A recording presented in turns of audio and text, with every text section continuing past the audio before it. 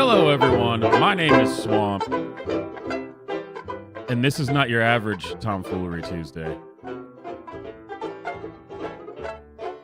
This is the Battle Box Tomfoolery Tuesday. We're going to be hitting it hard. And if you don't know about the Battle Box, don't worry. We will watch that clip here in just a second. Before we do, of course, check out the Swamp Year 3 glass Get yours now while supplies last. And of course, if you're not following my Storybook Friends account on X, you should. And I did make a community post about it on YouTube about the new Donald Trump assassination merch. The Fight Like Hell mug, the You Missed magnet, the He Lives magnet, and of course the winning Bigley 5-pin set.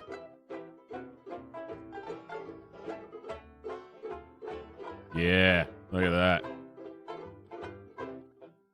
Links for that are also in the description. These have been popular. I wonder why. But there also is a link to the Storybook Friends X account itself, if you haven't checked that out, where I post funny stories like this one. Friend takes a break and contemplates his goals. With a few more years of intense training, I might be able to stand on a slightly sloped roof. That would be the pinnacle of tactical ability. Because as I'm sure you've heard, the head of the Secret Service said that the reason she didn't have people on that roof during the attempted assassination on Donald Trump was because there was a slight slope on the roof, and that would have been too dangerous. Totally reasonable. But we'll get more into that in just a second as we prepare ourselves to enter the battle box. The battle box.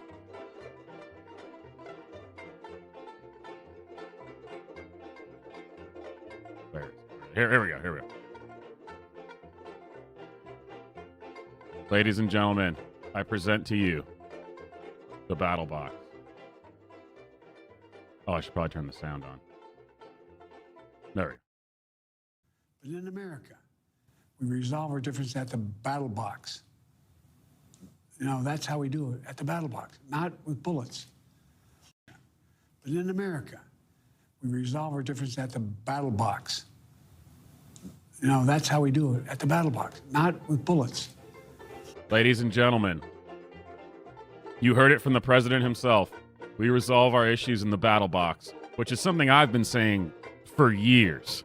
That, of course, we resolve our issues, or we should be resolving our issues in the battle box. So this is going to be me, definitely, going into November. This is going to be how I'm going to be voting because, you know, it's the battle box, man. It's the battle box. I really didn't have anything else to say about that. I just thought it was funny. The battle box, man. But in America, we resolve our differences at the battle box. You know, that's how we do it, at the battle box, not with bullets. Welcome, ladies and gentlemen, to the 2024 Battle Box! That's what they went with. I think that was from... They were originally going to pre-record that whole thing that he did there, but since people were making fun of the fact that they were going to pre-record it, they decided to do it live, and then that's what we ended up with, was... He says it twice. If he said it once, the Democrats could say, oh, it was a slip of the tongue, you know, it happens all the time, it happens to the best of us. But he says it twice. He reiterates it. He's serious. So I think we should get some kind of written statement, explanation from the president on what exactly the battle box is. Because I'm pretty sure I'd be down for it. Though I think in the past, when I've advocated for Americans solving our problems in the battle box, I've been removed from social media for saying such things.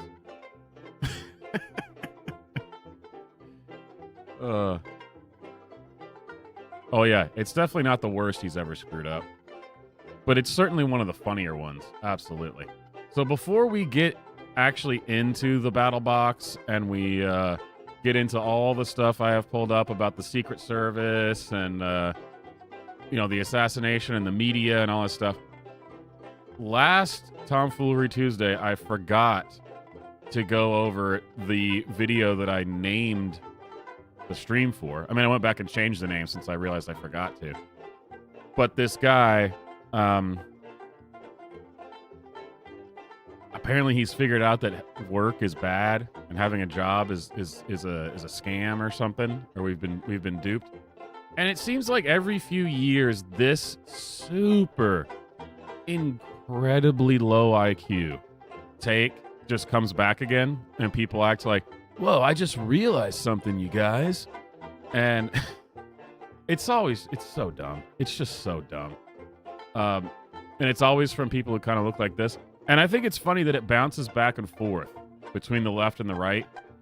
So you'll have one year where it's the left-wingers saying this, the liberal types, and they're like, we figured out that work's a scam, man, 9 to 5, whoa. And then it kind of goes away because it's stupid. And then 2 years later, people on the right are going, whoa, man, it's a scam by the having a job. Anyway, here's the guy. And of course he looks like this, because of course. About how insane it is that from a very young... Start from the beginning. God, he looks like a massive tool. I mean, right off the bat, you know, I'm a huge proponent of judging a book by its cover, and this guy looks like a massive tool. How come no one is talking about how insane it is that from a very young age, we are all conditioned to work 9 to 5, Monday to Friday, for 40 to 50 years and trade all of that for 10 to 20 years of freedom? So already right off the bat, retard alert, retard alert. How come nobody talks about the fact and then proceeds to say, everybody's told this and this is what everyone knows about? I would think the fact that this is what everyone's told means that it has been talked about. It has been discussed, yes. But why is it that every so often, everybody, you know what I mean? Have you noticed this? Where it, every so often, all people act like, whoa, look at this. 9 to 5? Working a 40-hour week and having to, and then eventually retiring and like paying into a 401k and like, whoa, dude, did you know there's other ways to live? Whoa, it's like you're not learning something. What you're exposing is how brain dead you are. That you, it happens every few years, and it happens on both sides of the aisle. And gosh, it's just so stupid. When you're too old and fucking decrepit to enjoy it, like. How does that make sense? Like, you look around every day during your commute to work and you see every single other person doing the exact same thing and you say to yourself, yep, this is normal. This is how it should be. How come no one questions that trade-off? 40 to 50 years of sacrifice. What an absolute... This happens every few years and it's different sides every time, but honest to God, if you just now noticed, like if you're doing something and you realize, whoa, well, wait a minute, you guys. I live in a system, and there's like a system that's been put in place, and I've been living in it the whole time. If you suddenly have that thought, you need to then immediately say to yourself, man, I must have been retarded not to know this. What are you talking about? It's like, wait a minute. Like this is an embarrassing admission that you should keep to yourself. Keep this to yourself. Whoa. It's like just come up with some other random thing. It's like saying that you run up to your group of friends. Guys, wait a minute. You know how everyone drives their car places? Did you know that you could also walk to those places? I mean, did you know that the roads are made for cars, so therefore people tend to drive cars on them? But you could also just walk along the road. Hey, no shit, asshole. What are you talking about? No way. That's all gone, just so you can get 10 to 20 years of elderly freedom and retirement. Most people don't even attempt to live a different life or even question it. Everyone just conforms and accepts this as their reality, and it fucking blows my mind. How are you not looking at the fact that you have to literally ask? What blows my mind is you look at this guy, and he clearly has some gray, and he's probably bald, I'm going to assume. So he's an older guy. I mean, it's hard to tell because he's obviously fit. And he shaved his beard and kind of looks like he shaved his eyebrows off too. But I mean, he could be anywhere from 30 to, like 45. What this guy is talking about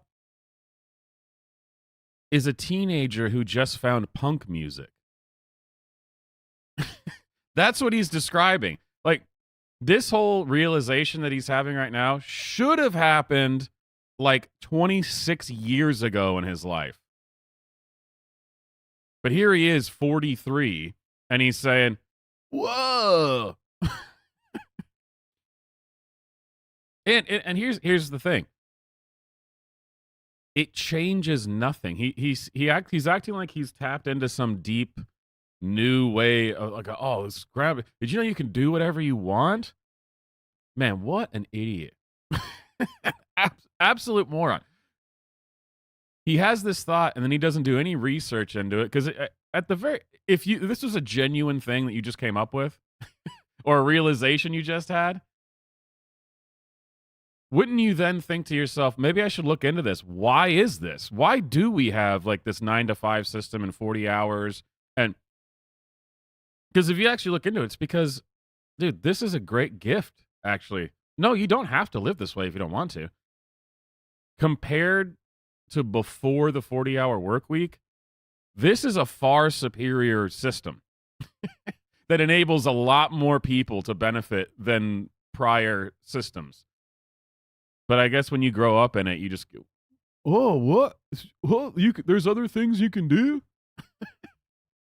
Permission from another human being to go on vacation. You have no control over how much money you make. You just have to hope that your boss gives you a pay rise. Like, what a retard. No, you do have control over the amount of money you make. I mean, this is what a brain dead person. how are you not freaking out about this and getting extremely fucking pissed off? When are you going to wake up and see how much this does not make fucking sense? Actually, it does make sense. It makes complete sense. And it's, as I said, a much better way to live. This system was put in place because it's better than what was being done beforehand. It makes people who otherwise would be living in a destitute type of life be much more successful and be able to have like a decent house or even a decent apartment, whatever you want to call it. It's like, whoa, wait a minute. Did you know that there's other ways to live? Yes, you moron. Yes, you can. You are 100% free to go out into the woods and live off the land somewhere. Whoa, man. I'm telling you, it's the 14-year-old who just started listening to punk music who's like, my parents don't get it. You're trapped in the Matrix, man. You don't even know.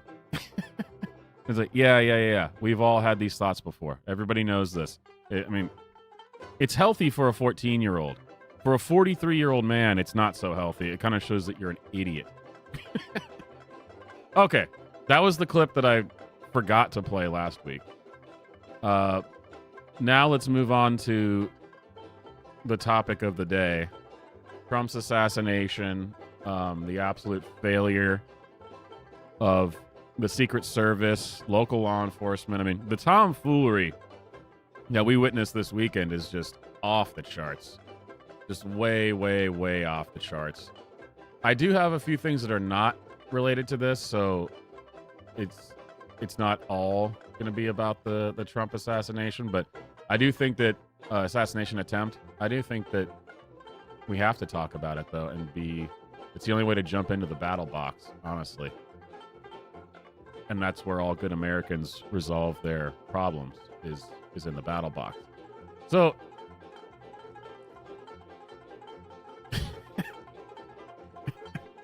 I'm sorry, I didn't look at the like to dislike ratio of this before or when I pulled it up. It was pretty funny. I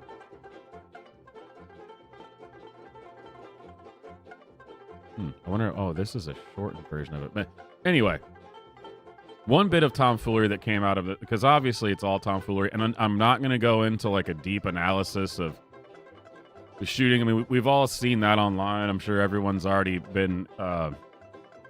You've seen all the videos, you've seen all the analysis and the models and the diagrams and all that. I'm not going to get into that. We're all aware of that. The first bit of tomfoolery that I found in this, though, unrelated to all that, was my realization that these were the people in charge of the Secret Service. I mean, what in the... Why on earth would anybody think this is a good idea? I don't even have to hear either of these women speak. Just look at them. And you know what? You may end up being, people may call you racist or sexist, or, say, you're judging people, man, by looking at them. Yes. And as soon as I start being wrong about those judgments, then I'll change. But judging a book by its cover is a great thing to do.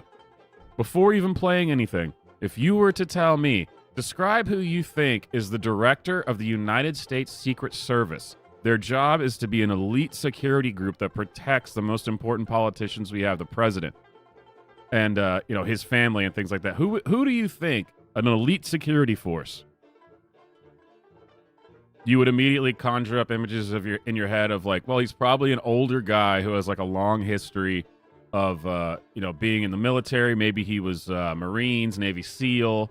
He's older now, and he's now this director, and he's like a hardened, this guy. He knows how to get shit done, And then they show you this, and you go, wait a minute, this is what's been going on. What? No, that can't. This can't be real. No way. For the period of time that I did was great perspective. It was kind of a way for me to see how things worked in the private sector, and to hopefully bring some of those skills that I learned in the private sector back here with me to this agency. And I know for me, even though I was only gone a year, it was still there was a catch up that I had to do, and so I think that I was able to hit the ground running faster than maybe some external candidate would have been able to do. I think one of the things that certainly drew me back to the Secret Service is Chief the extraordinary Operating commitment Officer, and devotion Secret to mission that this agency has. It's unequal. Dude, this is a joke. This is a joke. And the only reason that this has been able to happen at all is because people just haven't been paying attention. Like, it's because there's just no way. The only way you can do this is covertly and have the overwhelming majority of people in the country not know it, because this is retarded. That's like saying, hey, we hired this new guy. We got a baseball team. We're running a baseball team. We got this new guy. He's a pitcher. Believe me, he's going to be great. He's a great pitcher. And you go, okay, cool. And you just don't ever pay attention to it again. And then one day you happen to go to a game, and this guy's been around for like 4 years. And you go to a game and you go, that guy doesn't have any arms. How could he be a pitcher? And you just sit there and watch him, and he's like kicking the ball down, towards the batter's having to act like he's golfing. And it's like, well, when you told me you got a pitcher, I assumed the guy had arms and he could throw a ball. You said, oh, we got a new director for Secret Service. Okay, cool. I didn't think I had to walk in and see, like, oh, well, who is it? I mean, like, as a U.S. citizen. I mean, if it's my job, then yeah, I would know. But I'm just saying, it's no one thought they had to check in on this to see the Secret Service. It's got to be some cool, badass guy who's like, yeah, retired Navy SEAL or something, I mean, who knows what he's doing. Instead, we got this.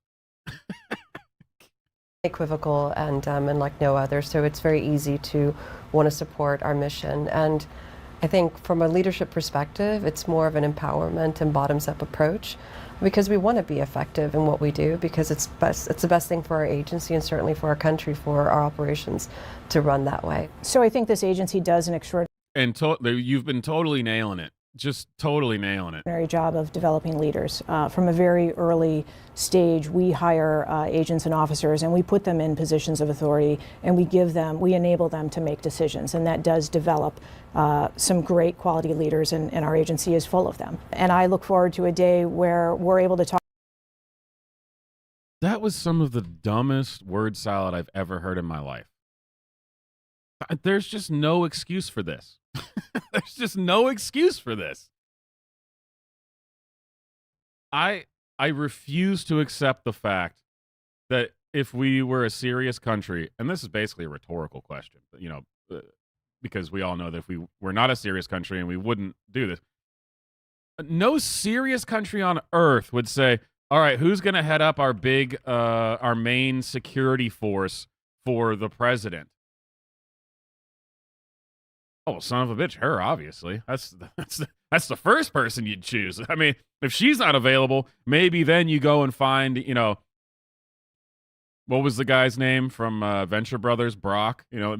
Maybe if your first choice is her, obviously. Maybe if she's not available, then you get the guy who looks like the dude from Venture Brothers, who's like the beast of a man who can just like handle shit. He would definitely be your second string. This is the first one right here. This is where you start. This is where all the magic happens. Talk about this agency and whoever is leading this agency and not have to distinguish, they're the second female or the fifth or the sixth, and that diversity is just part of this agency and it's not even thought about. Which, in and of itself, what she just said there is such a lie. They all say stuff like this that like we want diversity to be so normalized that it's not even talked about. It's not even thought about. Some great quality leaders, and our agency is full of them. And I look forward to a day where we're able to talk about this agency and whoever is leading this agency and not have to distinguish, they're the second female or the fifth or the sixth, and that diversity is just part of this agency. And bull. Because does anybody believe, and also, when I was laughing earlier, this like to dislike ratio. This is a video from a year ago. 45 likes, 233 dislikes. Which already, USA Today, just a quick side note, supposed to be mainstream media. This is a video from a year ago, only has 4.8 thousand views. And look at these low counts. I mean, that's amazing. Anyway, with the last 10 years of experience we've had with these types of DEI progressive types, do you think for a second that she would ever feel that we got to a point where she doesn't have to talk about the importance of inclusion and point out how many women there are? That is such a lie. I want to get to a point where we don't even have to talk about it. BS. That's your whole shtick. I do not believe you when you say that. I didn't realize. I thought this was the full one, but I just saw this in the related. This has to be the full one. Wix gives you the... Shut up, stupid ad. While they're playing their ad, I'll play my own ad. Make sure you like the stream. Make sure you are subscribed. And, of course, super chats. Support the channel, and we'll activate the super chat jukebox if you need to take a break from the tomfoolery. Oh, no, I do have this video pulled up. Okay. The thumbnail was just different for some reason. So this is the next one I was going to go to. So I guess she's been around for a year. Kim Cheadle, new head of Secret Service, gives exclusive interview. U.S. National Security Advisor has renewed scrutiny of the U.S. Secret Service at a time of increased threats against public figures. Before that intrusion, Adriana Diaz sat down with Secret Service Director Kim Cheadle. This is her first network TV interview since taking over 8 months ago, and they met at a Secret Service facility outside Washington. At the Secret Service Training Center, drivers show us how they work. So this would be if you're running away from something in traffic? Well, this could be to get out of the area. Maybe the motorcade's under attack. Whoa! To protect the president. So we're going to...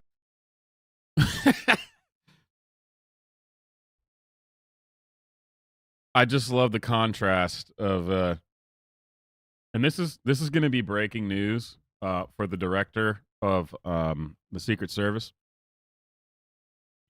Men and women are different, and they handle things differently. Just this. Something in traffic? Well, this could be to get out of the area. Maybe the motorcade's under attack. Whoa! To protect the president. just her reaction to that. Everyone who's even been in a car, you're driving a car and there's a woman in the seat next to you, you know that happens quite often. Totally nothing really bad's happened at all. And you get the woman next to you, go, whoa! Or like do something that actually like it scares you for a second because you're like, whoa, what's happening?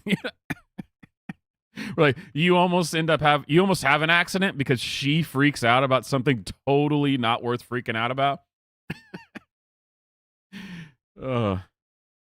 Good times, man. Good times. So Nearby is a representation of what we have as the North Fence line downtown. And the White House? The White House is the trees you see back. the 28-year veteran was on the team that evacuated Vice President Dick Cheney on 9/11, and she served on then Vice President Biden's protective detail. He named her director. You know, I read this. Oh, man, another great ratio here. Like to dislike, 279 likes, 679 dislikes. Now 680 dislikes. But, man, that was something I heard online that I wasn't sure about. So she is closely tied to Your veteran the was Biden on the team that administration. evacuated Vice President Dick Cheney on 9/11, and she served on then Vice President Biden's protective detail. He named her director in mid-2022. Amid a swirl of controversy over the agency deleting nearly all of its text messages from January 6th. The agency says that was due to a data migration. System migrations happen, but I think for a lot of Americans, it just doesn't pass the smell test, given the timing and the volume of messages deleted. Well, it's unfortunate that that would be the assumption that people would make. Our integrity is everything, and there was nothing nefarious attached to that. Their integrity has been put to the test, not only by the Oh, no, yeah, it was totally legit. Super legit. Oh, here's the part. Yeah, this is the part I was looking for. Their challenge, recruitment and retention, something all law enforcement is struggling with. But the Secret Service's departure rate was 48% last year, due in part to the high demands of the job. To expand hiring, they're aiming to have 30% women recruits by 2030, and even allowed. How come across all different agencies, from local to federal, 30 by 30 became the thing. 30% by 2030. Just across the board. I mean, there was in Nashville, Tennessee, the local police, that was their thing. They talked about that. We want to have 30% women by 2030. Hey, obviously this, we know where this actually comes from. It's always more of a deep state initiative, this DEI progressive stuff, but why that specifically? My theory is women like this director of the Secret Service. Women like things like this. 30 by 30. That's the only reason it stuck. Oh, that's cute. I like that. And if you bring that up, people are, well, that's super sexist. Women aren't like that. Have you ever spoken to one? Come on, what are you talking about? Of course, that's why this was chosen. 30 by 30. Oh, it's cute. It's got like this ring to it. Yeah, that's nice. YouTube influencer Michelle Carre to train with agents. But I'm very conscious. Again, amazing work. Director of Secret Service. You know what we need? We need to bring in a girl boss influencer. But I'm very conscious. What are they? YouTube influencer Michelle Carre to train with agents. But I'm very conscious as I sit in this chair now of making sure that we need to attract diverse candidates and ensure that we are developing and giving opportunities to everybody in our workforce, and particularly women. That workforce will be Oh, pivotal wow. Oh, wow. The irony that it then cuts to Trump right there. A year ago, they put this out. Man, that's brutal. Oh, I think it's super important, especially women. Super important to have the diverse 30 by 30 cuts to Trump. Brutal. Trump, who was almost killed because we have a few too many ladies that had very different standards for their ability to do this job. I just read recently that something like several months ago, there was this letter internally at the Secret Service that something like 30-something agents signed onto this letter where they were expressing to the leadership and like, the upper levels of the Secret Service, that they were concerned because of the lowering of their standards to bring in these people, that something bad was going to happen because people didn't know what they were doing. You're bringing in these women who you're not making them reach the same standards as the men. And then you're also just bringing standards across the board down. And so, and so they were like, hey, something bad might happen if, and of course, they took that into consideration and totally changed their ways, and nothing bad ever happened.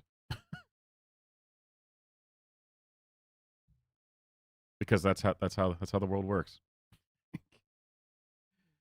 Hey, we've got Corn Pop in the chat, wants to learn how to play the banjo. I can't help you, brother. But you should go look up Jim Pankey. Great banjo player, does great lessons on YouTube, and Brainjo, I think is what it's called. Now I'm moving on to something else real quick. The Clawhammer Banjo channel. Let's see, Clawhammer Banjo. I think it's Brainjo.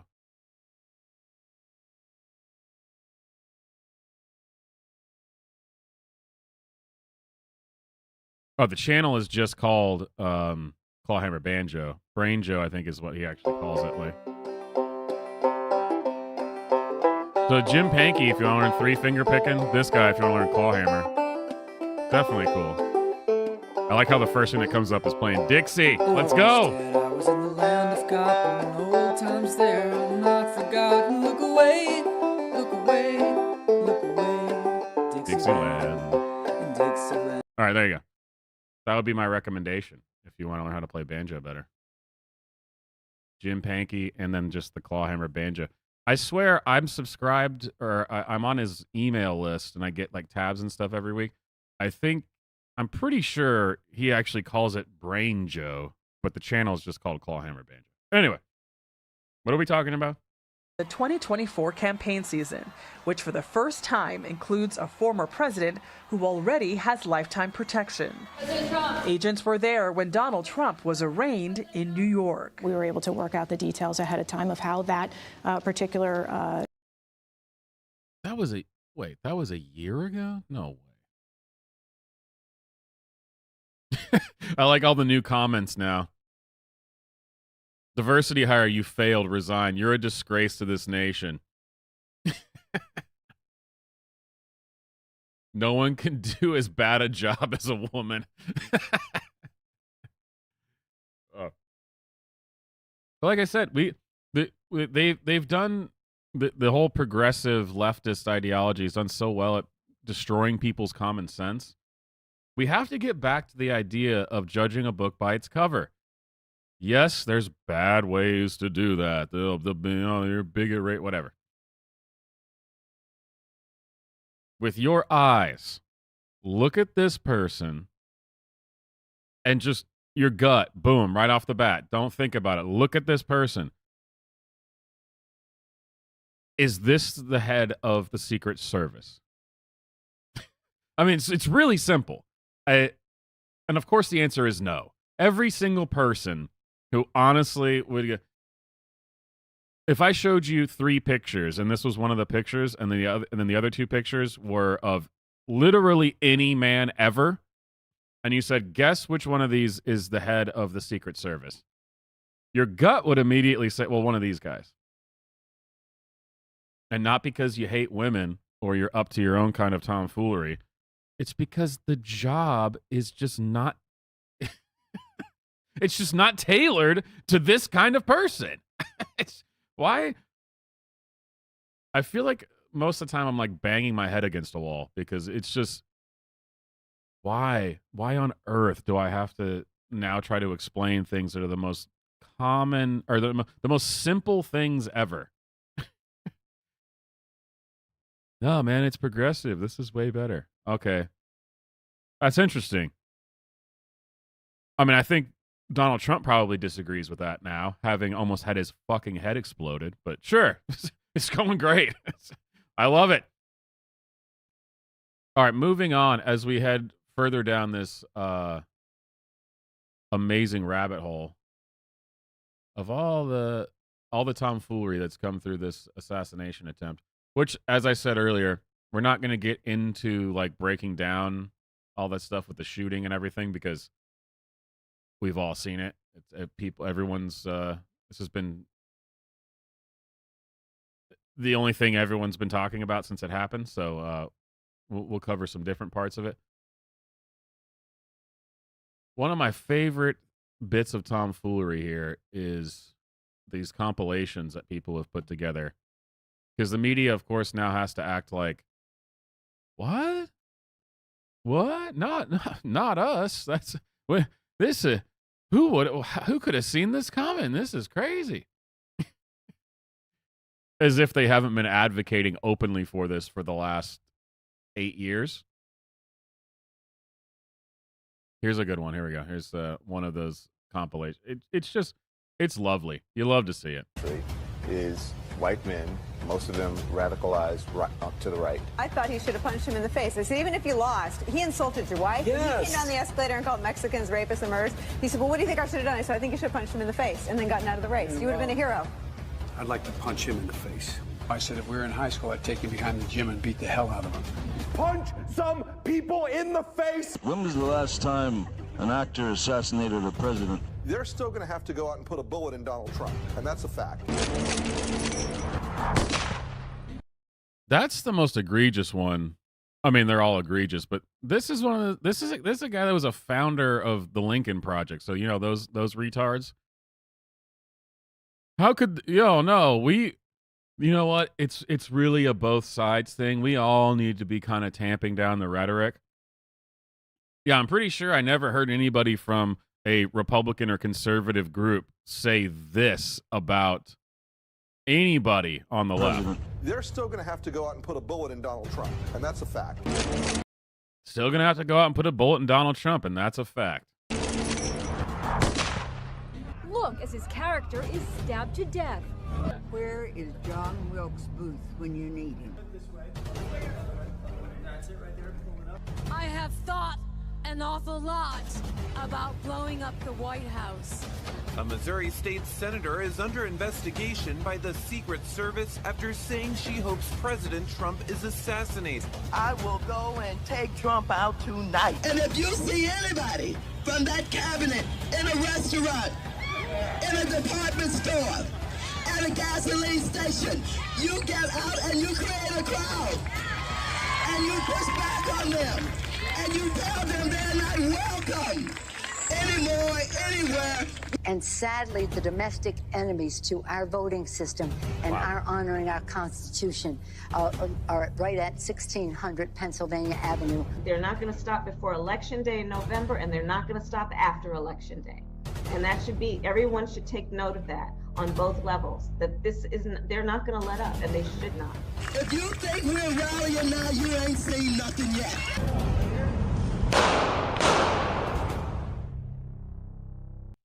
Oh, I think wasn't that. I forgot about that. God, the left has done so much crazy shit over the last. Well, actually, pretty much since Marx came up with all this psychotic nonsense. But over the last few years in America, at least, I forgot about that, where the guy just walked up behind a guy who had a MAGA hat and just shot him and killed him right up, just on the sidewalk. No reason. Just shot him. I forgot about that. That's how you know it's the party of peace and love and tolerance, is that they commit so many acts of violence that you forget about all of them. What a world. So, another bit of tomfoolery. I mean, not that anyone needs or is wondering, like, why would they want to kill Trump? I mean, we all know there's a myriad of reasons. I mean, Trump derangement syndrome in and of itself, that's been, as we just watched in that compilation, that's been drummed up by the media in general. Obviously, that's a huge part of it. But I think this is actually a better explanation. Not better, but it's another explanation. Here's a video of, what's this guy's name? Yuval Noah Harari. I don't know. Some stupid name. But he's from the World Economic Forum, who is an advisor to Klaus Schwab. And this is actually from the top down, like so it gets down to the bottom, and that's where Trump derangement syndrome is. But why was Trump derangement syndrome created, and where does it come from?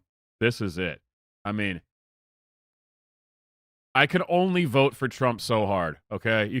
You're convincing. I'm convinced. I'm sold. You know, you don't have to continue selling me on it. Listen to this guy from the World Economic Forum. Are you concerned that Trump might be elected again shortly? I think it's very likely.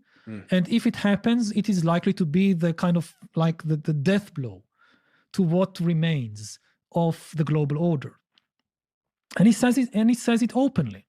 Now, again, it should be clear that many of these politicians, they present a false dichotomy, a false binary vision of the world, as if you have to choose between patriotism and globalism, between being loyal to your nation and being loyal to some kind of, I don't know, global government or whatever. So, in case you needed another reason to vote for Trump, and in case you were at all wondering why they want him dead, which, again, I don't think anyone's actually wondering that. It's more of a rhetorical statement. If you needed another reason to vote for Trump, here's a guy who's an advisor to Klaus Schwab from the freaking World Economic Forum, which, of course, I'm sure everyone knows who those guys are, and that they are basically a cabal of satanic globalists. But he says that, and I love how he says it like it's a bad thing. Like he's like we're going to gasp when he says it. It will be the end of the global order. Damn, really? Please, God, give me the Donald Trump that these people are afraid of. Please. Because Trump is about, if people weren't so extreme on the left nowadays, they would understand that Trump is about as middle of the road milquetoast really as you can be. And I like Trump. I'm going to vote for Trump. But he's not this guy. I wish to God he was. I wish to God. I mean, again, listen to this. World Economic Forum guy, advisor to Klaus Schwab. I mean, this is just the way he says it, that like, oh, it's, can you believe it? It would be the death of the world order. I was like, well, thank God. I hope you, please be true. But to say this, like he's speaking to an audience that would gasp at this. Oh no. And if it happens, it is likely to be the kind of like the death blow to what remains of the global order. And he says it openly. I love it. And he says it open as if this is supposed to be shocking to us. And I also just think it's ridiculous that he's framing this whole thing as if it's like the global order has been declining and the globalists have been losing power. You know? It's already hanging by a thread, and if he comes in, it'll be the death blow. What are you talking about, brother? I mean, I wish that the whole global order was about to be collapsed. But so there's that part of it, which, man, please give me that Donald Trump that wants to make that happen. But listen to this weirdness right at the end. To me, a false binary vision of the world, as if you have to choose between patriotism and globalism, between being loyal to your nation and being loyal to some kind of, I don't know, global government or whatever. Are you concerned that Trump might be elected again? That is not a false dichotomy. That's not a false binary. A man cannot serve two masters. It's impossible. You can't do that. So he's this clown from the World Economic Forum is here saying, "Oh, you could still be patriotic, but you also need to, but you could also listen to the world order, the global order." No, what he really means by that is, you can fly a flag if you want, but you will obey me, and I will be your master. That's what he means, because he knows you can't do both. They're opposites of each other. What a stupid, stupid world. You gotta love it. Gotta love it.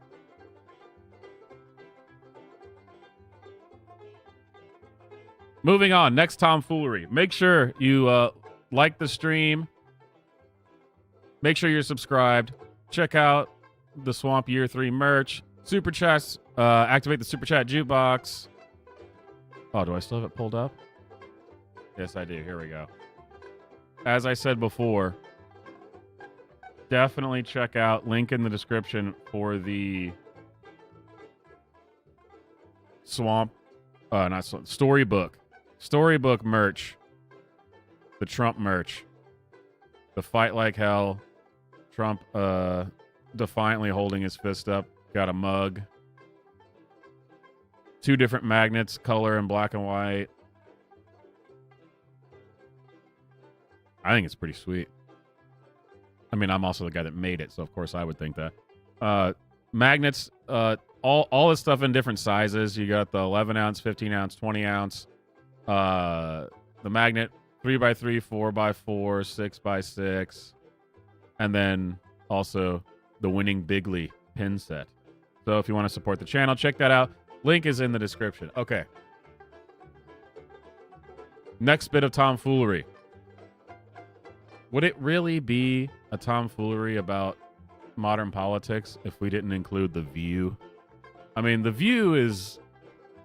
They are the pinnacle of political leftist tomfoolery. Brain-dead NPC moron tomfoolery. So... Apparently, on The View, they're of the opinion that, well, the shooter allegedly had 50 rounds. And to anyone who owns guns or knows anyone who knows guns, that wouldn't make you raise an eyebrow at all. It'd be like, 50 rounds? Well, yeah. I mean, that would... I mean, you run through 50 rounds super fast. I mean, that is not an unusual... That is not an unusual amount of ammunition. That's a very small amount of ammunition. But apparently, the big brains at The View think that this is an alarming amount, and you should be reported if you buy 50 rounds of ammunition. Okay, I just want to add that the shooter, yes, he was a 20-year-old kitchen worker from nearby Bethel Park in Pennsylvania. According to a CNN report, a senior law enforcement official said that he bought 50 rounds of ammunition from a local gun store hours before the rally. Shouldn't that have been reported? Somebody buys a 20-year-old white guy? I mean, we've seen that many times now, young white men with guns, and nobody reported that he bought... No, Joy, that would not be reported. First of all, why you specifically hate white people is just really bizarre. But, or specifically white men, of course. But, no, Joy, if you knew anything about weapons, actually, you would never report 50 rounds because who the hell goes and only buys 50 rounds? That is such a small amount of ammunition. I cannot, when I go out for target practice on my property, 50 rounds? Are you shitting me? That's less than 2 magazines, Joy. You think I'm going out and only shooting 2 magazines? What do you think's going on here? Yes. You know what would certainly unbog down the system? You know, make sure that we can run efficiently on all these stupid gun control things that you want to have and all these regulations. You know what would really help fix how the system doesn't seem to work properly? Is if every white male who buys 50 rounds has to be reported and investigated. That will help the... Yeah, it'll be great. There'll be no major problems with that at all. It's because that's suspicious, right? A white male buying 50 rounds of ammunition at one time?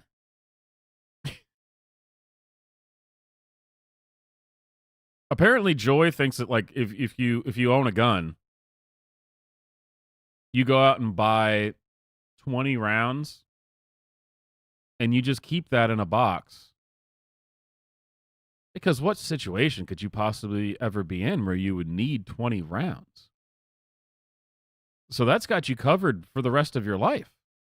No one actually goes out and shoots recreationally. No one does it for fun. No one trains, to make sure that they actually know how to use their weapon. 20 rounds Most people in their entire life will never have to use 20 rounds in a crazy self-defense scenario. So 20 rounds. Guys, if you own guns, just go buy 10 rounds. Just keep that right there, locked up in a safe in your house. Don't ever pick up your gun. Don't use it. Don't go to the range. That's more than enough. 10 rounds. I mean, if someone breaks into your house, you really are probably only going to need 1 or 2. So I mean, 10 is just like, holy crap. That is way over the line. Listen to this delusional person. Enforcement officials said that he bought 50 rounds of ammunition from a local gun store hours before the rally. Shouldn't that have been reported? Somebody buys a 20-year-old white guy? I mean, we've seen that many times now. Young white men with guns, and nobody reported that he bought 50 rounds of ammunition. And I would like to say, nobody tell Joy. We've seen this many times now. Young white men with guns. Nobody tell Joy about, and keep this a secret. Keep this a secret. Black people. If Joy ever found out about black people, her head would explode. Well, I mean, if she was in the hood surrounded by black people, her head might actually explode from.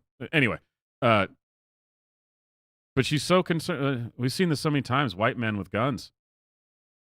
This is a big deal. This is a major problem. Please, no one introduce Joy to the idea of black people. She'd have a brain aneurysm. It would be too much. It'd be too much.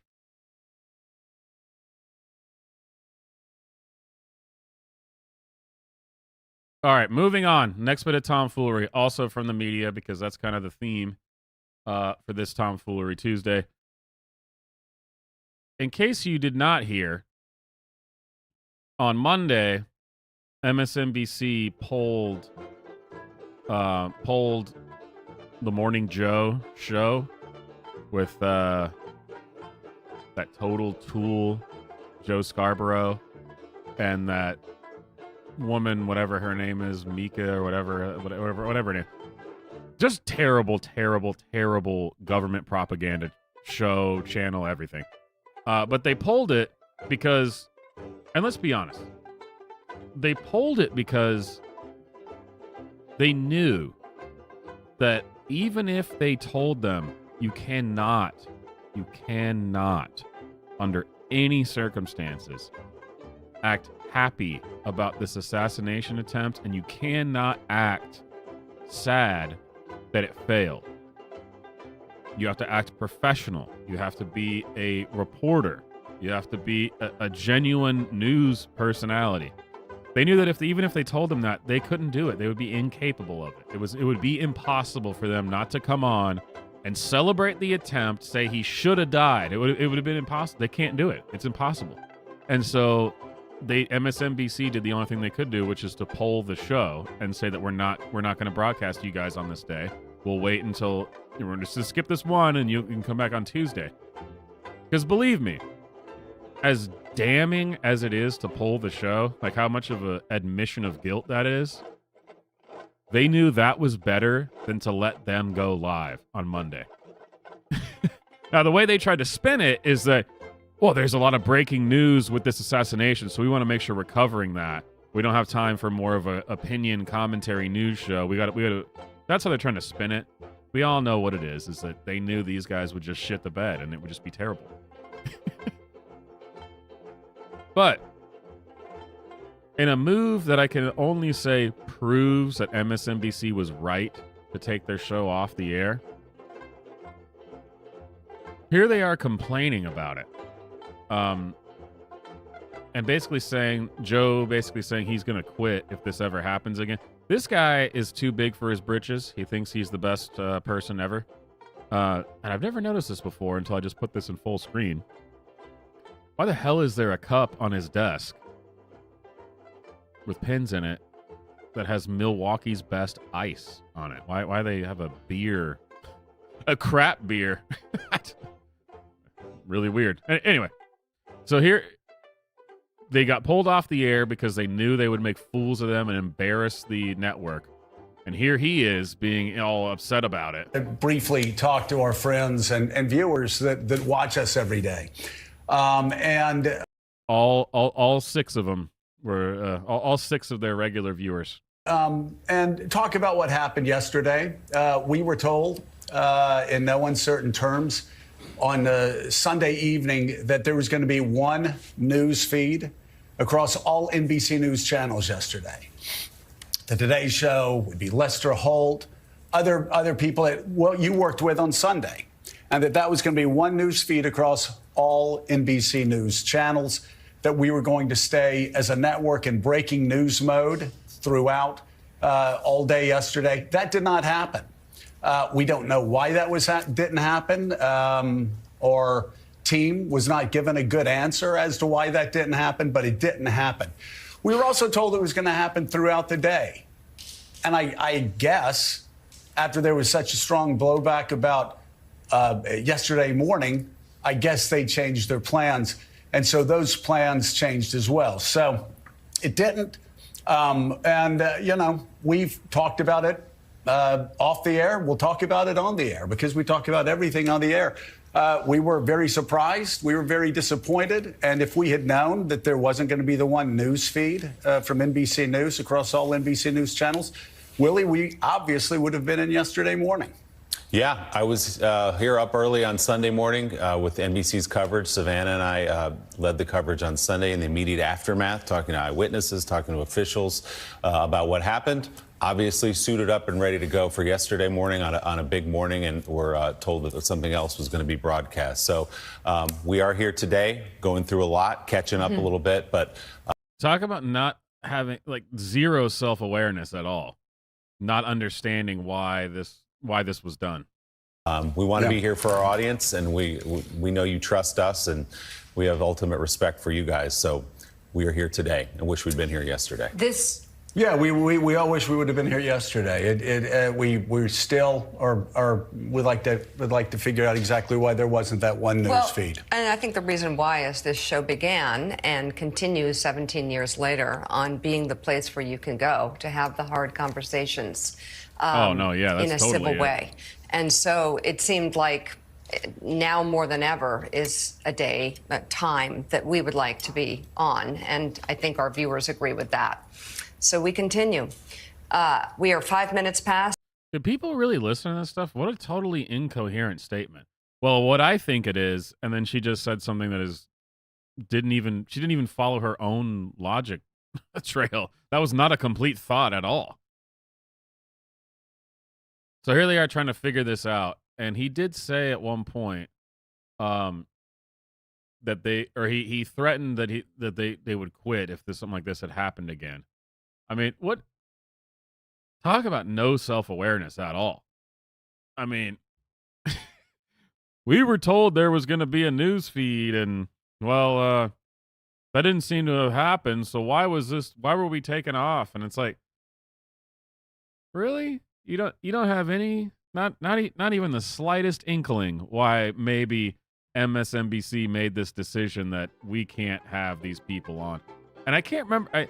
It was somebody who was like leaking or talking to CNN or somebody else that said, or was it an official statement? I can't remember, where they were saying that, yeah, the reason was obvious, that they felt that they wouldn't be able to keep it together. It would be an embarrassment.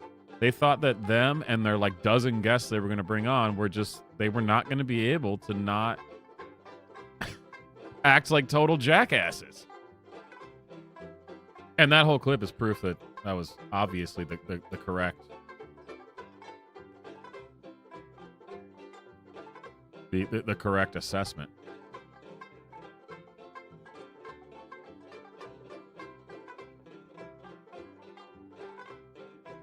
Moving on to our next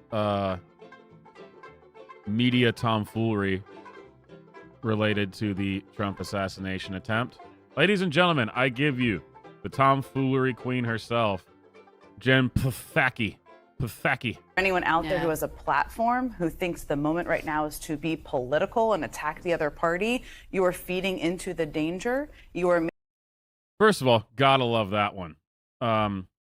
Listen, guys, anyone who thinks that Anyone who would turn an assassination attempt on a presidential candidate into something political is just disgusting. Because if there's one thing that would never, like, you're going to play politics, really? You're going to play politics when someone tries to assassinate a politician? That's just ridiculous. What's next? You know? What are we going to start discussing what people's opinions actually are in politics and start accusing people of, you know, doing good or bad things and discuss their records? That's just ridiculous. That would never happen. So please, don't play politics with a political assassination attempt. That would just be crazy. And actually, it would be unhinged and unsafe to do so. Making it more likely there's retaliation. I'm incredibly scared. I'm scared for journalists. I'm scared for people who have public platforms of all parties. And that's how people should feel. And here we go.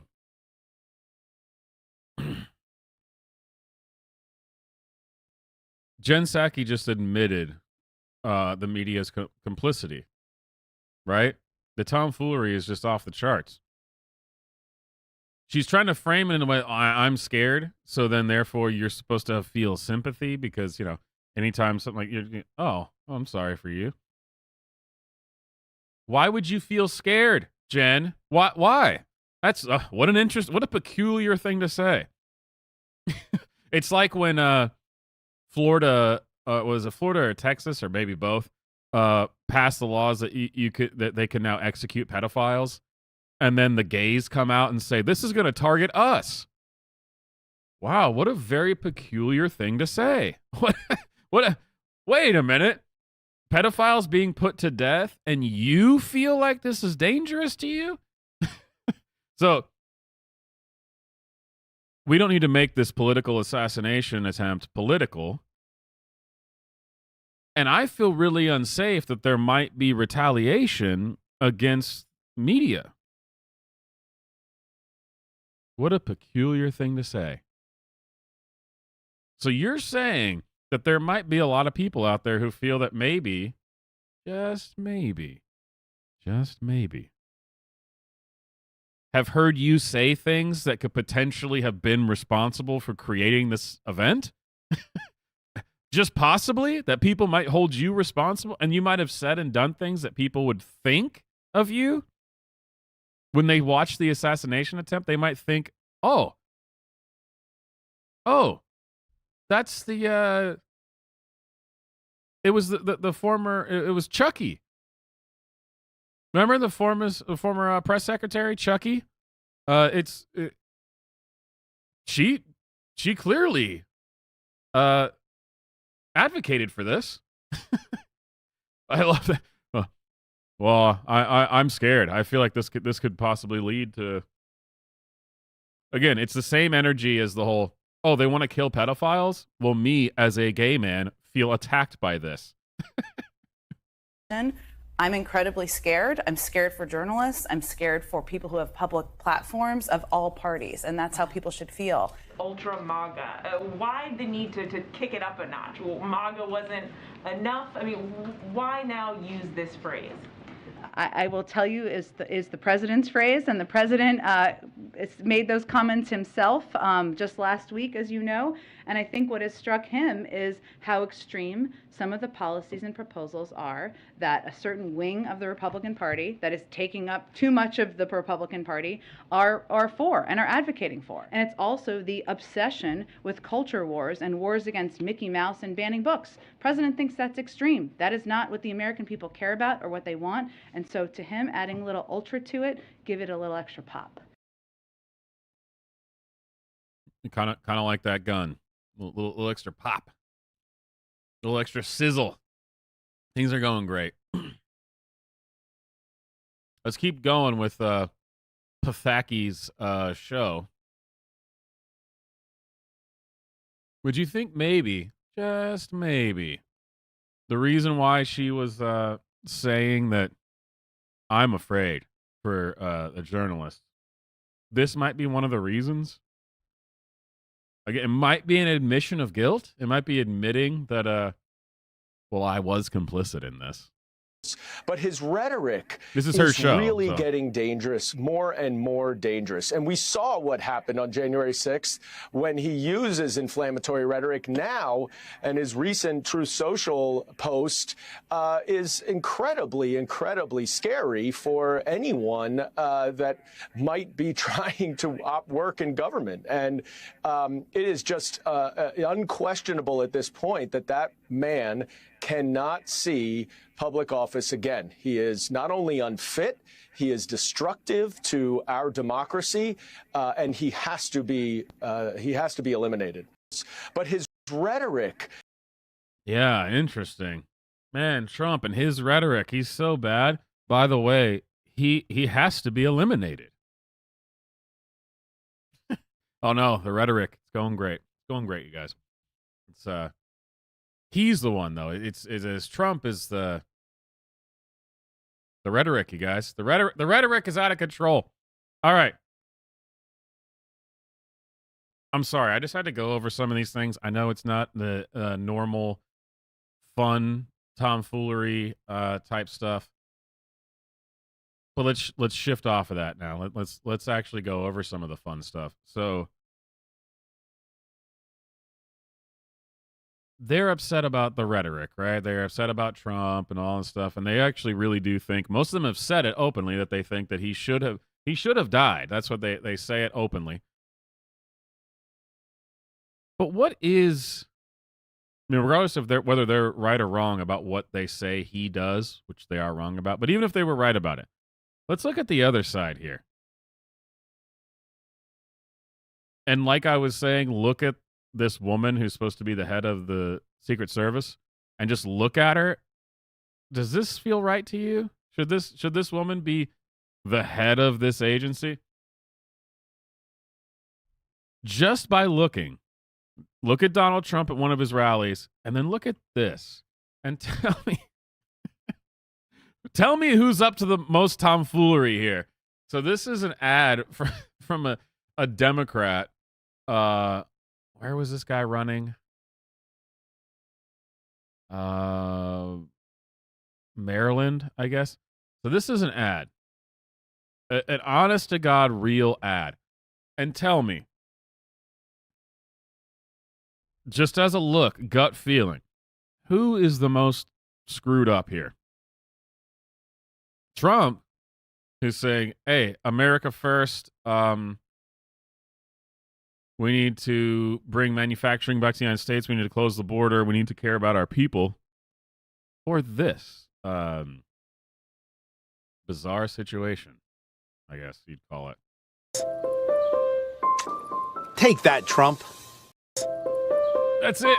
That's the ad. Take that, Trump. Take that, Trump.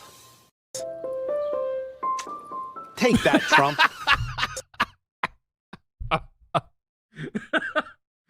Oh man.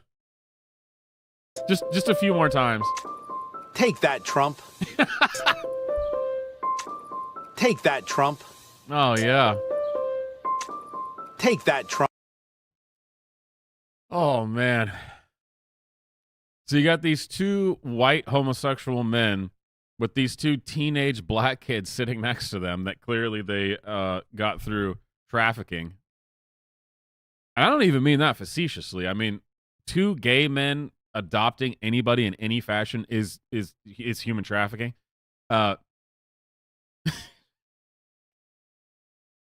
Oh, come on, man. People have got to get their heads out of their asses and just look at the situation.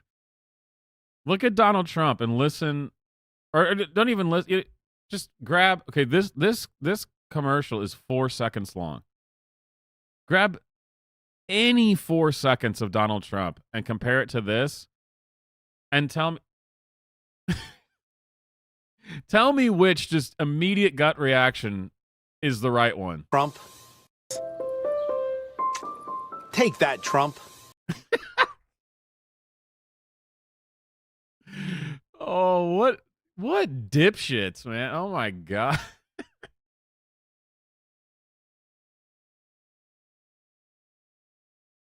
It's all the don't say gay stuff. Remember all that with Florida? We say gay. That's what's going on here. And what in the hell is going on with this guy's face? I mean, I'm telling you, we gotta bring back judging a book by its cover. If I had not even played this clip, if I showed you this guy,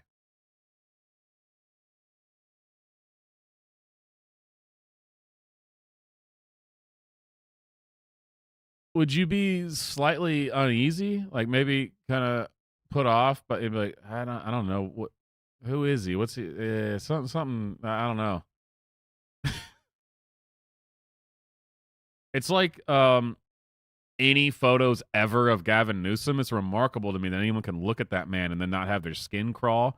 Like you don't even have to listen to him talk. Just look at him. He's got this weird something uncanny about him. It's an unsettling. Before he even speaks, just looking at him, you feel like I feel like this guy's lying to me right now. I don't know what is going on, but there's just something about him. He's got that like slick, skeezy lawyer, used car salesman thing going on. And there's definitely something like that happening here. Dude, if SNL was actually ever funny, this would be something they would do as a bit. The two white guys with the two black teenagers. And then the kissing to take that, Trump. Take that, Trump. As if something about Trump's gonna see that and he's gonna go, son of a bitch, they got me. They got me. Damn it. Crap. They kissed on their commercial. Crap. Hang it up, boys. Time to go home.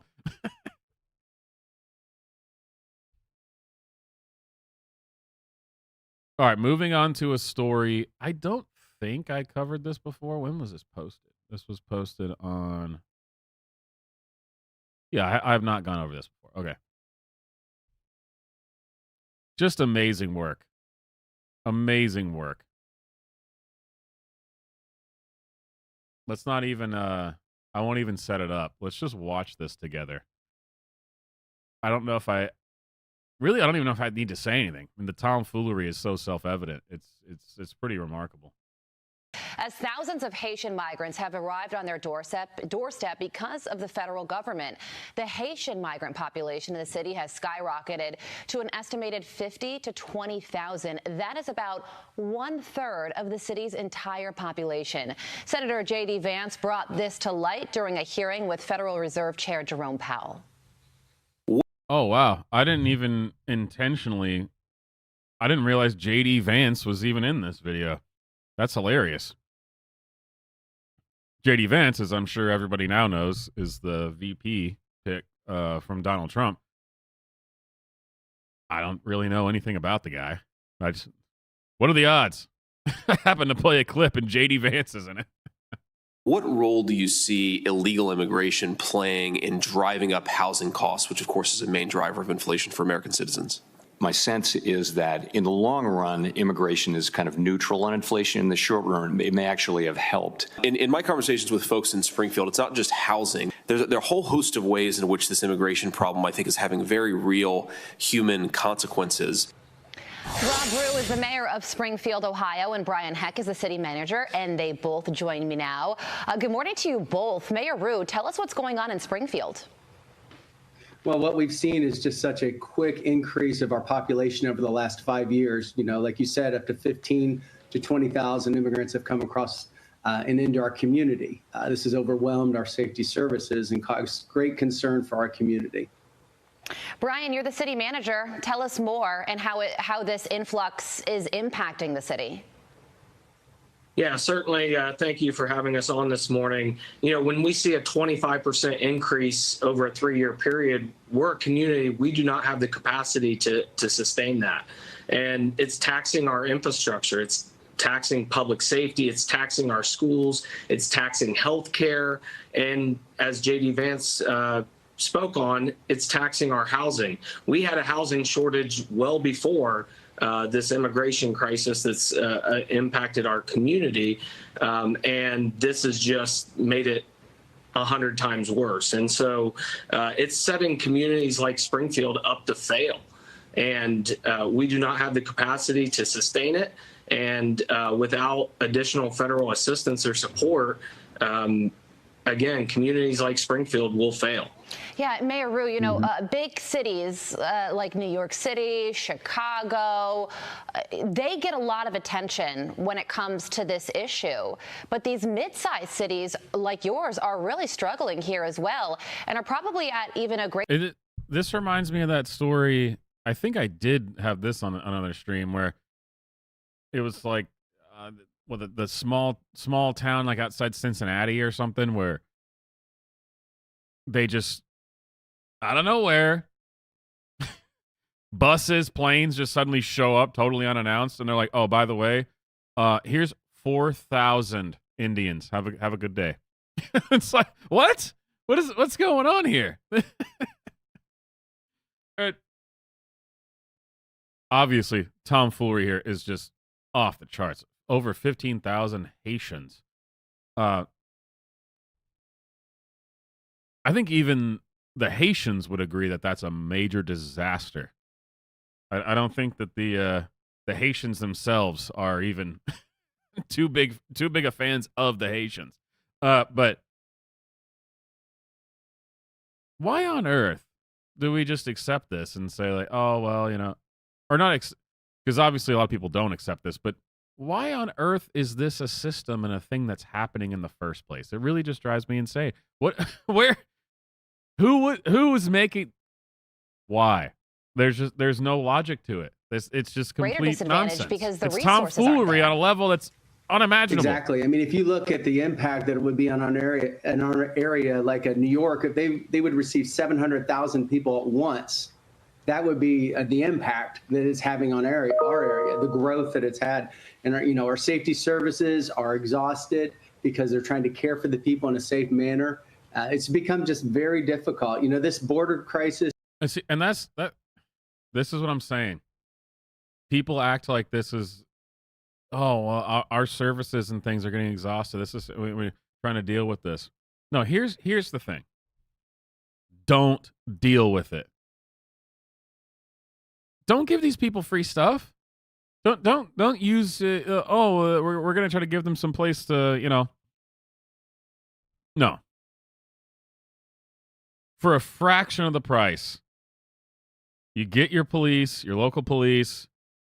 Hell, get a state level law enforcement agencies, and you round these people up, and you go get the fuck out of here. You can't just show up. Bye, gone. Absurd, absolutely absurd on every single level. Haitians, go back to your shithole country. What do you? Well, our country's out of control. Yeah, no shit. It's because there's a lot of Haitians there, and now you're bringing a lot of Haitians here. You go fix your own problems. What are you doing here? Things have been good here, and now you show up. No, bye. And of course, people act like that's you're being bigoted or whatever. And what are you talking about, man? It's reality. These are facts. It's like how you should look at the woman who's the director of Secret Service and say, well, that person shouldn't be the director of the Secret Service. But sure, whatever.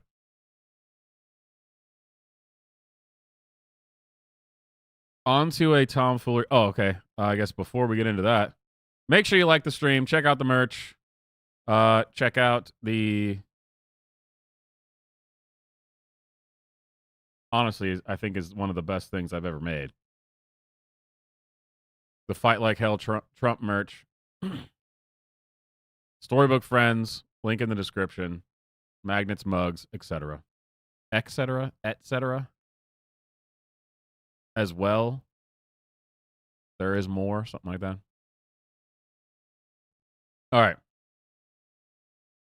Tomfoolery guaranteed to make you angry. A pastor comes out, I guess he's a pastor. I don't know what he calls himself. A man who pretends that he belongs to the Church of Christ, not the Church of Christ, pretends he's a Christian, comes out in drag for the first time, and insisting that gay men and two-income households need to redistribute the queer wealth.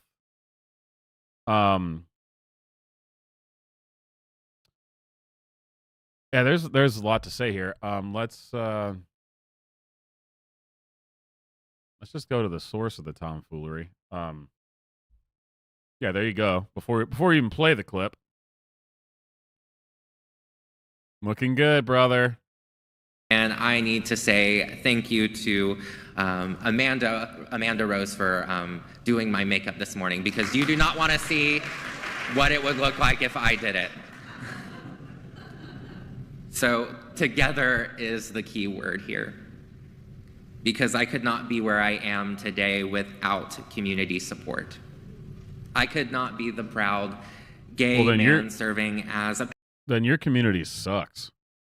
If that's actually true, which I'm sure it is, I wouldn't be here today without community support. Well, that's a community that needs to stop and not exist anymore. Community support. I could not be the proud gay man serving as a pastor of a United Methodist congregation in Orlando and Florida in the South without having long-standing allies in the work of inclusion, such as Pastor Andy. One little conversation, one little spark can spark a whole reformation. And so I speak to the men as a gay man in this little section of Paul's writings, because it's talking about fundraising, redistribution of wealth. So speaking as one, and that we all know, well, most of us know, that statistics show that a two-male household earns more on average. Two-male household. We usually have the capacity to support and collaborate in ways many others can't. And it is our responsibility, especially... I've been seeing more of this recently, as now the gays are not the oppressed group anymore because it's become so normal. The gays are the new straight white men. So I've been seeing this more and more.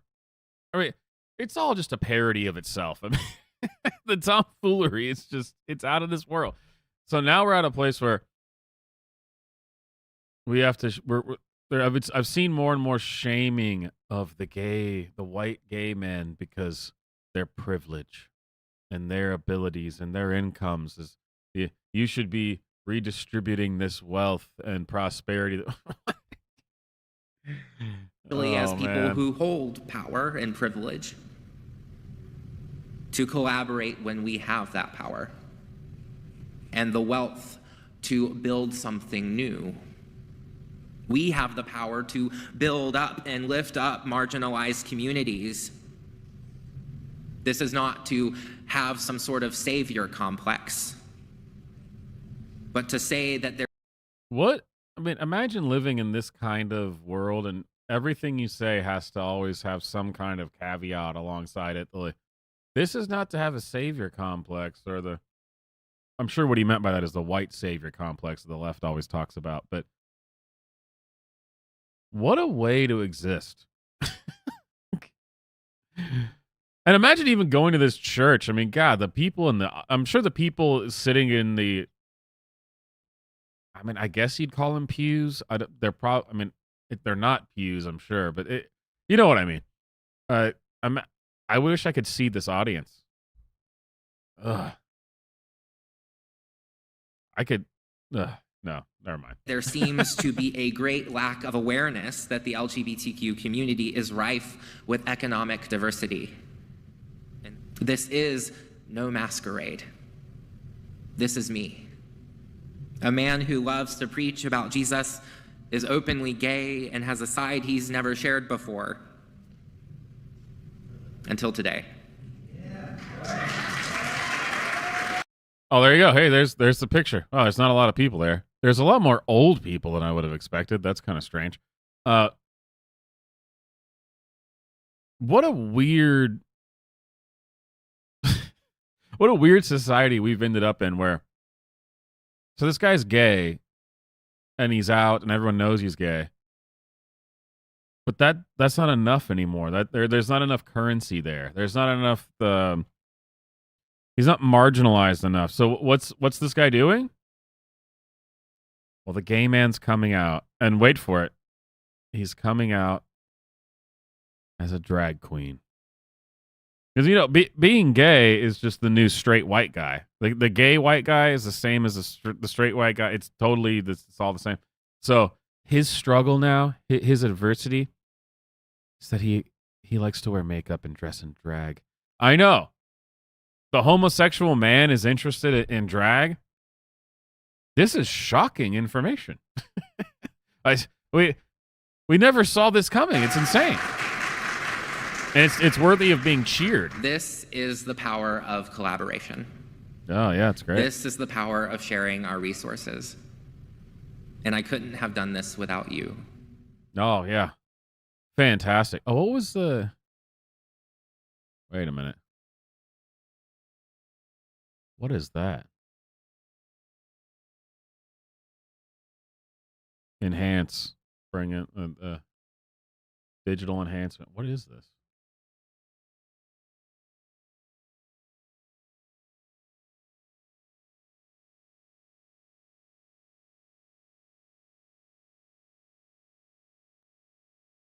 Well, I can only read Vote for Our Lives. I can't read any of that other stuff.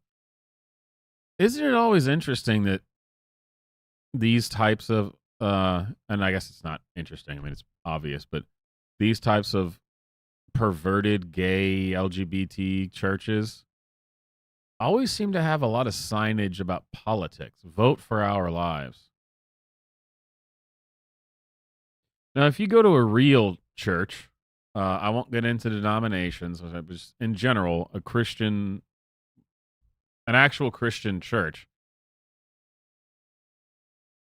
you may occasionally, if there's something really important that's happened, get whoever's speaking, they may mention something about politics.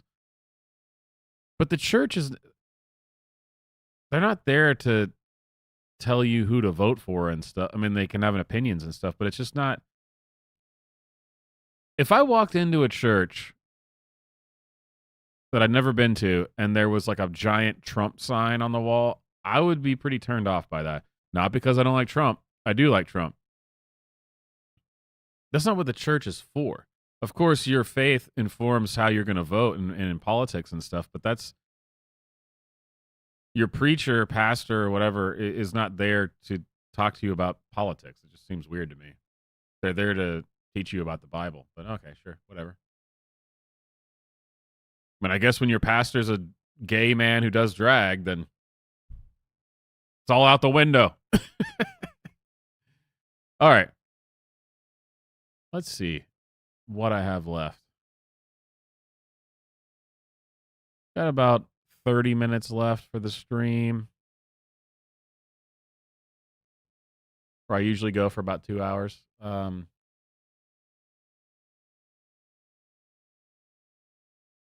I did want to play this because I played that compilation at the beginning of the great tolerant Democrats calling for people to be killed, or specifically Donald Trump. But here's another one. Tomfoolery, out of control. Things are looking up, you guys. Things are looking great. Just I'm sure everybody has been totally unaware up till this point, but it is fun to watch it all in context and now have a compilation for it. It's the same reason why I keep bringing up every so often all the COVID stuff. You got to remember this stuff. I see people all the time who act like when they talk about COVID, they say like, oh, when COVID was happening and now it's over. No, it's not. It's not over. Yeah, the whole lockdown thing is over. But those people who did that, who said that you deserve to die because you wouldn't get vaccinated, or who people who openly advocated for putting you into camps because you wouldn't wear a mask or something, which they did and are still doing in Australia. I wonder why they couldn't do that here. Maybe guns are involved. But anyway, those people still exist. They're still out there. They're still doing this stuff. So it is important to occasionally refresh your memory and say, oh, yeah. I mean, I know this is bad, but people tend to forget. People tend to forget. And sometimes you got to look back on it and say, no, this happened. These people are your enemy and they are evil. And you need to remember because they will not change. Figure out, how did people get basically drawn in by Hitler? How did that happen? He talks about the blood of America as being poisoned, echoing the same exact language used in Nazi Germany. Donald Trump and the MAGA Republicans represent an extremism that threatens the very foundations of our republic. And we hear this all the time. People say, gosh, if back in the day, if only one person had the courage to stop Hitler. I think one thing you and I agree on is Donald Trump is an existential I feel like that was maybe an unfair thing to have a whole scene What, there. in your view, would happen if he were to be reelected? Oh, I can't even think that, because I think it would be the end of our country as we know it. You could see it in countries where, well, Hitler was duly elected. That's right. Most importantly, I love this one. This kind of thing happens all the time with lefty politicians. Look, it's like it just occurred to her. She was not leading up to this. This was not something that she was talking about. This is not something she had prepared for. It just hits her while she's talking about, oh, actually, it's kind of like Hitler. You could see it in countries where, well, Hitler was duly elected. And she'll, hey, I'm just thinking of this now. That's right. Most importantly, and I mean this from the bottom of my heart, Trump is a threat to this nation. The dehumanizing rhetoric of Adolf Hitler is once again alive and well on a national political stage. This time, of course, in the United States. This time given life by former president and current Republican presidential frontrunner Donald Trump. Let's recognize this comment for what it is, a long-standing anti-Semitic trope that the true allegiance for Jews is to their religion rather than their country. It was used in Nazi Germany to justify the arrest, Okay, just because the Nazis said it doesn't mean it's wrong. The Jews will tell you that. Ben Shapiro will tell you that. Persecutions and mass killings, attempted extermination of the Jewish people. And Trump has been pushing this trope for years. History tells us. I do think it's funny that after October 7th, that whole, the right or anti-Semitic has completely changed because now they also just really don't like the Jews. So it's kind of a weird thing to look back on this and see them saying that, oh, he says that the Jews are bad, and now they're the ones running around saying that. Tomfoolery. Us, the blind loyalty to a single leader and a willingness to engage in political violence is fatal to democracy. There's an extremist movement that does not share the basic beliefs in our democracy. The MAGA movement. And I didn't know devils could be resurrected, but I feel Hitler in these streets. A mustache traded for a toupee. During a fundraiser. Women. Gentlemen, I regret to inform you that women. Are we really supposed to even listen? I mean, come on. The cringe, the tomfoolery. Gentlemen, I regret to inform you. Women in politics. I didn't know devils could be resurrected, but I feel Hitler in these streets.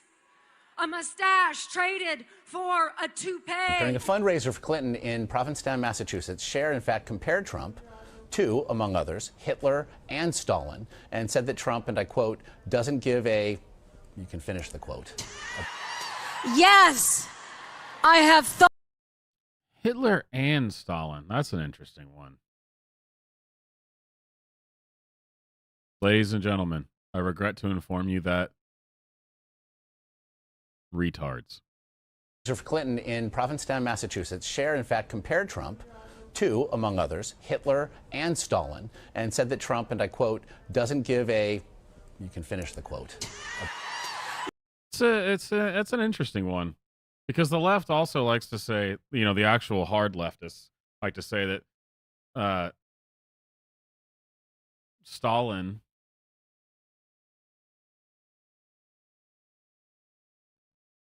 Here, let's pull it up. I'm trying to find some of the where the left talks about this. Because they like to say that, Russia, they were the ones that actually took out the Nazis. They're the real guys.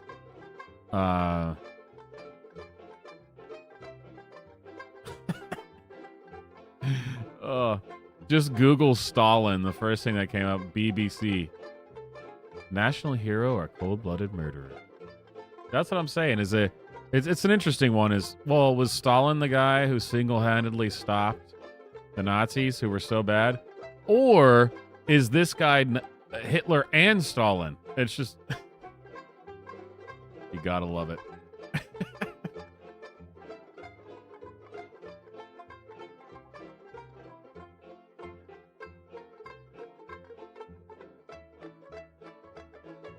All right, that's enough. Let's move on to the palate cleansers. Let's have a laugh, you guys. Good times. Good times are ahead, Things are going great. Country's never been better. Jobs, killing it. Income, it's inflation, not bad. I mean, everything, we're just nailing it. I did have both of these recent interviews from Biden pulled up. Yeah, but I decided not to go. I got the...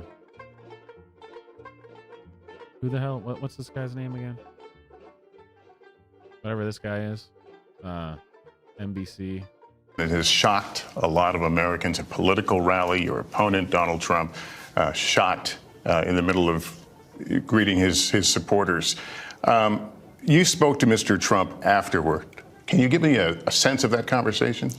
Very cordial. I told him how concerned I was and wanted to make sure I knew how he was actually doing. He sounded good. He said he was fine. And he thanked me for calling him. I told him he was literally in the prayers of Jill and me. And I hope his whole family was weathering this. It really is amazing to look at this guy. Look at his eyes, man. This guy's not looking at anything. Let's turn off the audio. Just look at his face. Look at his eyes. This dude is not looking at anybody.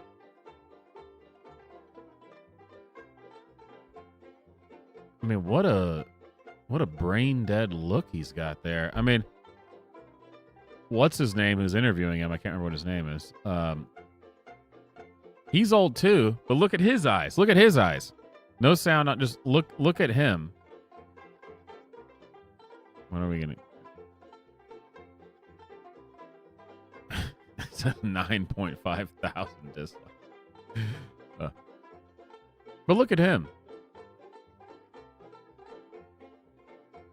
Look, his eyes are clearly looking at something. You can tell that he's engaged and he's seeing whatever is in front. His eyes look normal. Look at that. That does not look normal. That is not what somebody's... His eyes are open. They're not looking. This guy, I mean, he's an older guy. Look at his eyes. He looks engaged. He's looking at something. Biden just does not have that. I mean, look at him. Look at him. It's a crypt keeper, man. Holy hell. But yeah, I was thinking about maybe going over that and his whole speech where he said the battle box. My fellow Americans. The battle box. I want to speak to you tonight about the need for us to lower the temperature in our politics. And how did he do that? He then went and continued to speak about Trump being an existential threat to democracy and an evil person. That's how you do it. Oh, I forgot. Before we move on to the palate cleansers, I wanted to show this because this is really interesting. I did not go over the the intricacies of the assassination attempt and the because everyone's seen all that. This is new, though. This is relatively new. Came out today. This broke today. This is very interesting. Only in that it continues to show the ineptitude and incompetence of everyone involved, the Secret Service to the local police, just complete incompetence during this event. So I would assume some people haven't seen this because it came out today. So, new unseen footage. Secret Service and state police were in a mad scramble after the Trump assassination attempt to get the reactionary squad through a fence to get to the president. This is a security breakdown of monumental proportions. So, there's a team that is slightly off site, the reaction squad, whatever they want to call them. So you got the people who were on stage and around the stage and the general security in the vicinity. But then there's actually a whole group that's just outside there that is to be called in if something happens. These people apparently staged their operation without realizing that between them and the actual stage where the president was a chain link fence. And they were completely flabbergasted by this and couldn't figure out how to get around this chain link fence. It was a total mystery to them. They had no idea. They were like, "Oh crap, there's a fence here." So this is just a great job by the Secret Service and local law enforcement. Just nailing it, totally nailing it.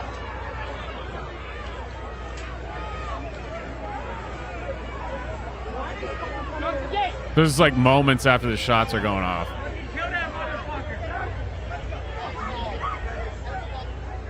Can't get this gate open. Oh, see, so they have to ram a car through the fence to be able to get through. Fucking hit it like you mean it.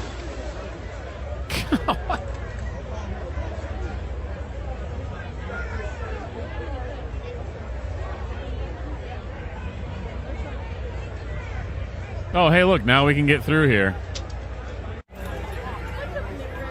Oh, now they're going towards where the shooter was. They literally had to smash a car through this gate because apparently they just were not aware that there was a chain link fence and a gate here. That's the building over there. The shots were fired from this building, and they're like, "Oh crap, we can't even get over there. There's a gate. Wow, holy crap, there's a fence." Fucking hit it like you mean it.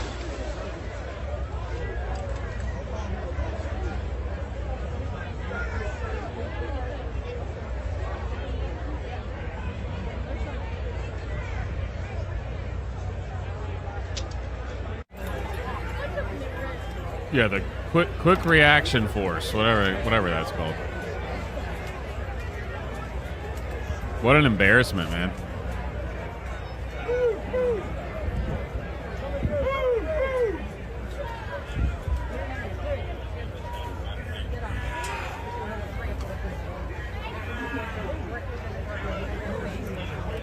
There they go to get up on the building finally.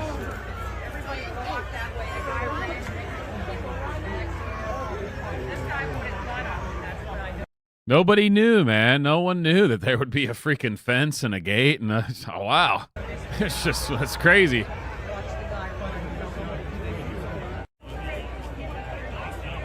Finally got up there. That's them standing over his dead body.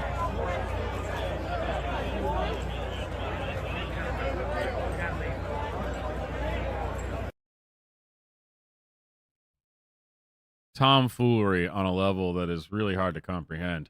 Actually, it's so hard to comprehend that it reeks of maybe some intention somewhere by somebody.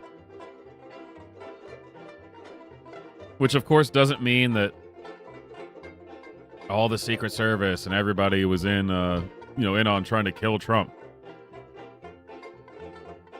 All it takes is gross negligence and one person, just massive incompetence, and then one person who wants to see Trump dead.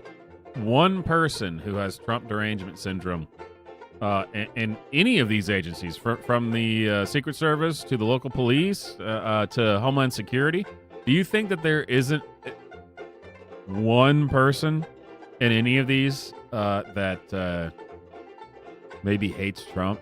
Just one? You think maybe that... You think that's absurd? Of course not. I mean, we know that in general, all these agencies hate him. So, general incompetence because of DEI that the Secret Service agents, at least 30 of them, acknowledged several months before that in a signed letter that they passed up to the higher-ups saying that you've lowered the standard, something bad's going to happen because you have people who don't know what they're doing. And then combine that with all it takes is just one guy. Just one guy, whether it was from local police or Secret Service or DHS, to want to turn the other cheek or turn a blind eye. Not turn the other cheek, but turn a blind eye. Doesn't seem too conspiratorial to me. It seems pretty almost downright logical. All right, now let's move on to the palate cleansers. We got some funny stuff here. Make sure you've liked the stream. Hope you've had a good time on Tomfoolery Tuesday. Check out the Year 3 merch. Super chats, activate the super chat jukebox. And of course, all of my new Trump Fight Like Hell merch. Gotta love it. Magnets, mugs, the winning Bigly pin set. Because we need to win bigly. And of course, follow Storybook Friends if you don't follow Storybook Friends, because the guy that runs that is a stitch. He is a riot. It is hilarious. Funny stuff over there, whoever that good-looking guy is that runs that account. All right, the palate cleansers.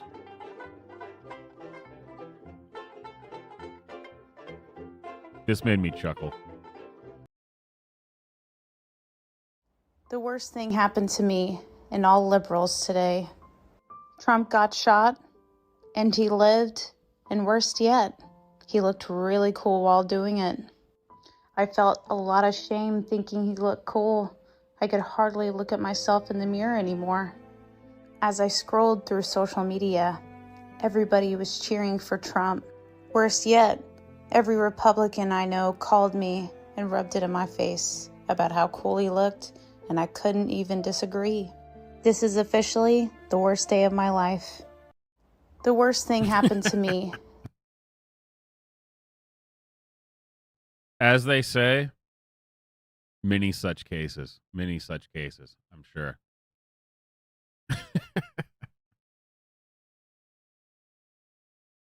All right, so you know how everybody always says, The Simpsons predicted it, man. The Simpsons always been on top of it. Simpsons did not predict this, but a much better show actually did. And that better show than The Simpsons, because The Simpsons is kind of shit, even though everyone wants to act like it was great. It was just the first. It doesn't make it great. King of the Hill. Hands down the best animated show that has ever come out. My personal favorite. King of the Hill did actually predict this. Oh, The Simpsons, they predicted Trump coming down the escalator. Okay, yeah, whatever. No. Simpsons didn't predict this, but King of the Hill damn sure did. Thank you, President Winklebottom. I would love to join you for tea in the Rose Garden. We got a shooter! I'll take the bullet! Oh! Oh! Oh! Thank you, President Winklebottom. I would love to join you for tea in the Rose Garden. We got a shooter! I'll take the bullet! Oh! Oh!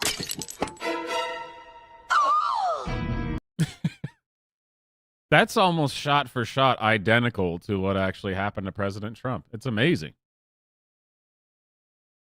King of the Hill. Out here killing it, man. Just amazing work. Amazing work.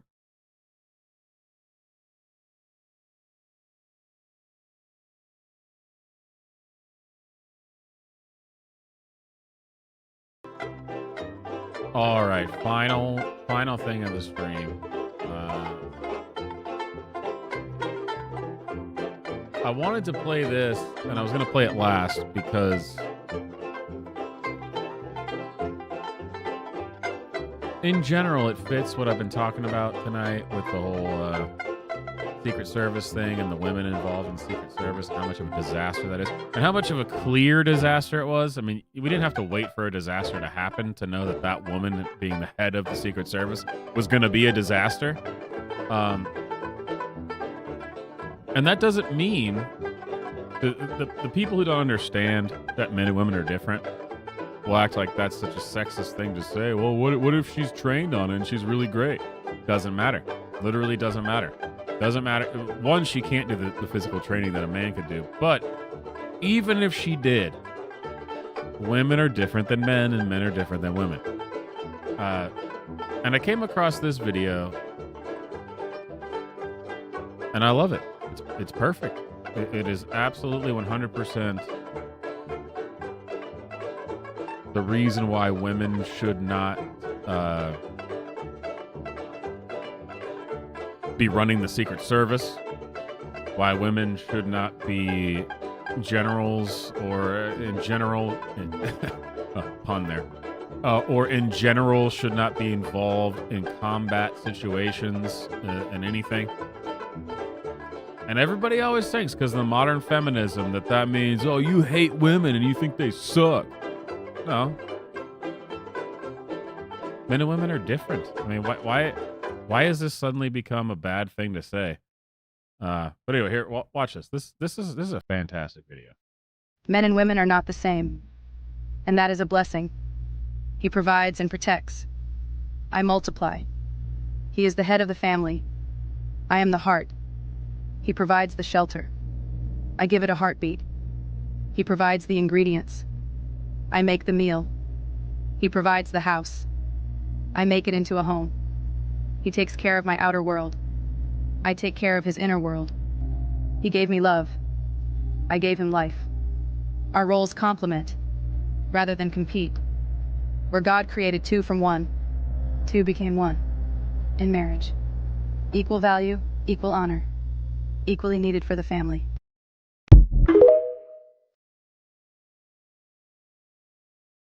That's a good note to end on right there. No tomfoolery detected in that one. All right, ladies and gentlemen, I hope you've enjoyed this Tomfoolery Tuesday. Kind of different, little more ranty than comedy, but you know, that's where we're at right now. Unfortunately, that's just, hey, I roll with the punches. That's what the news gave me this week. I didn't plan the assassination attempt on Trump, so blame that guy if you didn't like the way this tomfoolery went.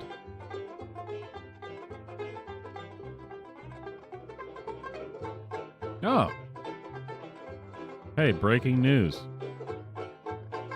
There's now been 2 different people outside the Republican National Convention, which is a whole different thing. I was going to get into that, how cringe that first night of the convention was, but save that for another day. Somebody was shot and killed outside the convention who was wielding knives and threatening people. Police shot and killed them. New breaking story, man wearing a ski mask with AK-47 arrested outside the Republican National Convention. Things are going great, you guys. So it's not just me. I'm just reacting to what's going on. AK-47. Oh, man. A man wearing a ski mask who was armed with an AK-47 was arrested near the Republican National Convention this week as he approached the perimeter of the event. So that's 2 people. So the first story that I saw was about a knife-wielding person, and they got shot by police outside of the convention. I thought maybe it could be unrelated. But now that this has happened twice and someone with an AK-47, I think maybe the first one was not unrelated. All right, ladies and gentlemen. Thank you for hanging out for Tomfoolery Tuesday. Guess I got to jump in and check out what's going on at the RNC. I'm sure it's riveting. I'm sure it's probably another Sikh praying to a pagan satanic god, which is just got Republican written all over it. It was great. I said I wouldn't get into it. That's for another time. My name is Swamp. Make sure you like the video, hit subscribe, and I'll see you all next time.